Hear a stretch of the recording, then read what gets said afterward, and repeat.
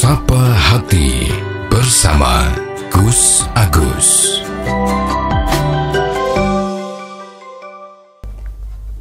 Sobat Dimas Diajeng yang berbahagia.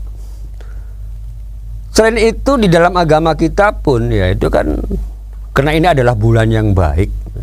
Bulan Muharram itu adalah bulan yang istimewa. Maka amalan-amalan yang biasa kita lakukan sebagai amalan sunnah itu sangat dianjurkan dilakukan juga di dalam bulan Muharram ini karena keutamaan bulannya itu sendiri. Seperti misalnya apa? Sedekah, memberikan sedekah, ya, menyantuni anak yatim. Maka ada biasanya dalam pengajian-pengajian itu ya, perkumpulan-perkumpulan itu mumpung bulan Muharram ini biasanya membagikan rezeki ya, kalau yang mampu itu salah satunya adalah menyantuni anak-anak yatim karena memang ada dasarnya juga gitu kan di bulan Muharram ini ya, kalau menyantuni anak yatim itu adalah berpahala yang luar biasa gitu ya. Ya walaupun tidak harus di bulan Muharram tentunya gitu kan, namun bulan yang istimewa ini kalau kita mampu melakukan ya alangkah jauh lebih baiknya kan begitu. Walaupun di bulan-bulan lain ya sama baiknya. Sobat Dimas Diajeng yang berbahagia. Ya berbagai macam amalan, termasuk di bulan Muharram itu, di bulan Syura ini kan banyak orang yang ya merenungkan diri sendiri atau mengintrospeksi diri sendiri. Ya, berintrospeksi pada diri sendiri ya, barangkali bisa jadi ya menyendiri gitu kan dalam beberapa saat, dalam beberapa waktu di bulan Muharram ini ya. Kalau orang Jawa biasanya di malam satu suronya gitu kan ada yang melakukan ritual kungkum gitu ya Mas ya, ngerti nggak kungkum? Ya artinya sebetulnya itu sama aja membersihkan diri gitu kan, artinya untuk bersih-bersih diri ya mandi besar lah kungkum gitu ya. Kalau orang Jawa ngomongnya kungkum gitu kan. Ya apakah kungkumnya itu di rumah gitu kan, apa di sungai? Karena biasanya orang tuh akan lebih gini ya, kalau kita ngomong lebih jauh itu begini. Kalau kita melakukan satu introspeksi diri ya untuk apa namanya mengingat Tuhannya, itu kan biasanya dilakukan dengan waktu yang sangat ya cukup hening gitu kan Mas ya, dia akan di keheningan malam lah. Nah kalau dalam posisi keramaian kan yo konsentrasi kita kan keganggu gitu kan ya, biasanya orang lebih condong untuk bertafakur ya. Setelah kita bertafakur atau merenungkan diri sendiri itu kan pada saat suasana yang hening, sehingga akan menimbulkan satu kedamaian di hati. Dan di antara merenungkan diri ini kan dia berbagai macam cara. Ada yang melakukannya dengan cara ujlah gitu kan, menyendiri. Ujlah itu ya menyendiri ya.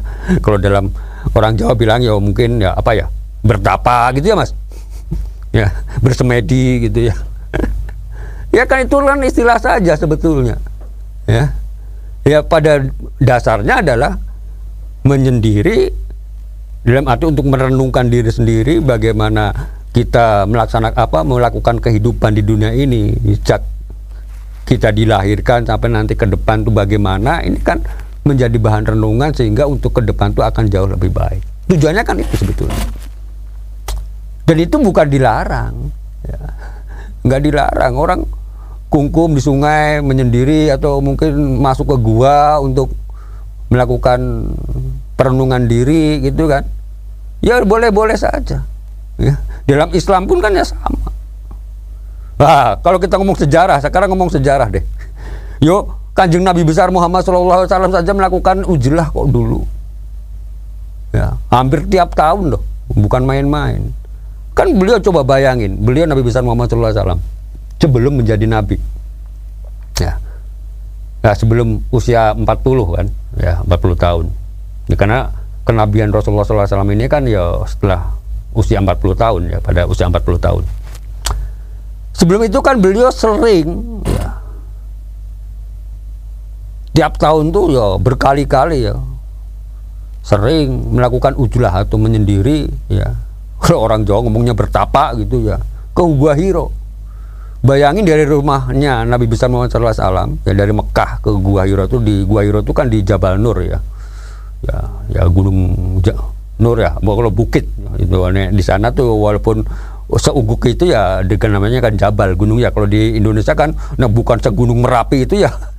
Bukan dinamakan gunung ya Mas, dinamanya bukit gitu ya kalau di kita ini ya. Bukit Tidar gitu kan Mas. Ya walaupun itu kan sebetulnya itu gunung Tidar gitu ya. Ya misalnya gitu kan kalau di Jawa itu. Ya kalau di sana ya ada namanya Jabal Nur, yang mana di Jabal Nur itu ya memang tempatnya berbatu-batu, yang namanya juga di daerah padang pasir sana ya, di Mekah zaman itu kan. Ya sampai sekarang juga sama ya. Artinya masih dipertahankan ya, berbatu-batu. Di situ ada gua, dan guanya itu juga nggak gede-gede amat gitu kan, cuma masuk manusia aja untuk pintu masuknya. Dan kalau kita ngomong di dalamnya itu ya tidak luas ya, hanya paling-paling maksimal 5 orang bisa masuk di situ. Itu tiap malam ya, artinya bukan tidak hanya malam ya, artinya Rasulullah itu ya sering berujlah di sana ya, setidaknya 10 hari di sana itu, bahkan sampai kadang-kadang 1 bulan gitu. Beliau menyendiri ya, ada yang sana untuk apa? Untuk merenungkan apa-apa yang ada dalam kejadian di masyarakat jahiliyah saat itu ya. Masyarakatnya sudah bobrok moralnya apa. Nah, ini beliau sering menyendiri, sering melakukan ibadah, artinya berzikir pada Tuhan Yang Maha Kuasa, mengingat pada Tuhan gitu kan, merenungkan alam sekitarnya sebagai perenungan untuk memperbaiki masyarakat saat itu, memperbaiki umat. Sehingga dengan seringnya beliau menyendiri untuk mendekatkan diri pada Tuhan Yang Maha Kuasa, pada Allah Subhanahu wa Ta'ala, sehingga karena memang ini sudah menjadi ya takdirnya gitu ya Mas ya. Kalau nggak kayak gitu kan kita tidak ada Islam gitu ya Mas. Ya. Hanya beliau diberi wahyu oleh Allah Subhanahu wa Ta'ala lewat malaikat Jibril kan di Gua Hiro, pada saat beliau melakukan ujlah ya, pada saat beliau melakukan perenungan diri ya, mendekatkan diri pada Allah Subhanahu wa Ta'ala. Beliau, kenapa kadang-kadang kita lucu sekarang ini ya, orang yang melakukan menyendiri kayak seperti itu dianggapnya sesat gitu ya. Enggak ya, karena orang itu kan punya tujuan masing-masing ya. Menurunkan diri itu jelas tujuannya adalah untuk memperbaiki diri sendiri, setidaknya memperbaiki dirinya untuk supaya ke depan tuh lebih baik. Apalagi kalau kita dilakukan di bulan Syuro ini kan, di bulan Syuro ini atau bulan Muharram ini kan, artinya kita melakukan sesuatu yang mana untuk memperbaiki, untuk bagaimana 1 tahun ke depan. Kan kita juga tahu bahwa sering saya sampaikan juga bahwa orang yang baik itu adalah orang yang hari ini itu lebih baik daripada hari kemarin kan begitu, dan hari esok itu jauh lebih baik daripada hari ini, itu yang baik, yang terbaik. Apalagi kalau kita ngomong bahwa manusia itu yang paling baik adalah orang yang banyak manfaatnya untuk orang lain. Ini kan yang paling penting.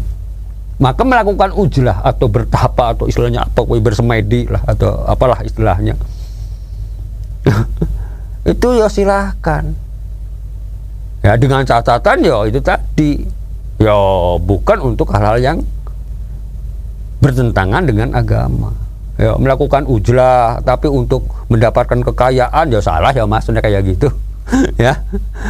Melakukan ujlah atau bertapa untuk ya melakukan hal yang menyimpang, itu kan hal menyimpang ya, apa Mas ya, pesugihan gitu ya Mas. Nah ini ya itu namanya syirik, yaitu yang tidak boleh di dalam agama kita. Melakukan ritual, tapi ritual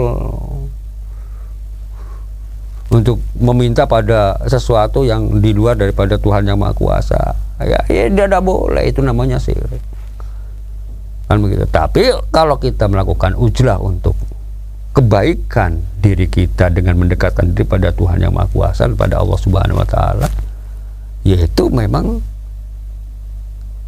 dianjurkan.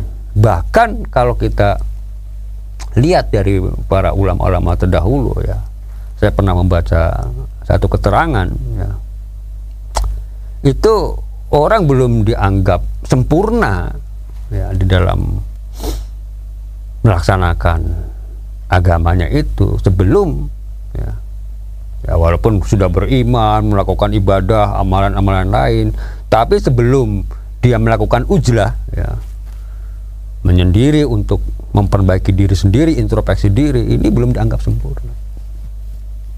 Artinya bahwa hal yang seperti itu sebetulnya adalah penting. Maka sebetulnya kalau kita lihat ya, walaupun masyarakat kita zaman dahulu itu kebanyakan ya udah ngerti urusannya dengan detailnya agama ini, tapi karena mereka meniru, mencontoh daripada orang-orang yang memang dianggap mampu, mengerti, ini kan dengan laku batinnya ya, kalau orang Jawa kan bilangnya laku batin, ini kan akan membuat orang itu akan menjadi apa ya, mempunyai satu hal yang lebih istimewa, dianggap punya linuih gitu ya orang Jawa itu begitu. Maka banyak juga di zaman dulu itu orang-orang yang mempunyai kemampuan lebih ya, apakah dalam hal kanuragan, apakah dalam hal ucapan yang mudah diterima atau dikabulkan oleh Allah Subhanahu wa taala. Maka tidak heran walaupun orang-orang zaman dulu itu mungkin secara pengamalan ibadahnya itu kurang fasih gitu kan. Ya. Baca ain aja ngain gitu kan Mas. Ya. Ya kan ngomong fasih yo enggak fasih gitu kan. Tapi karena perilaku batinnya benar ya, pendekatan diri pada Tuhannya itu memang benar-benar serius gitu kan.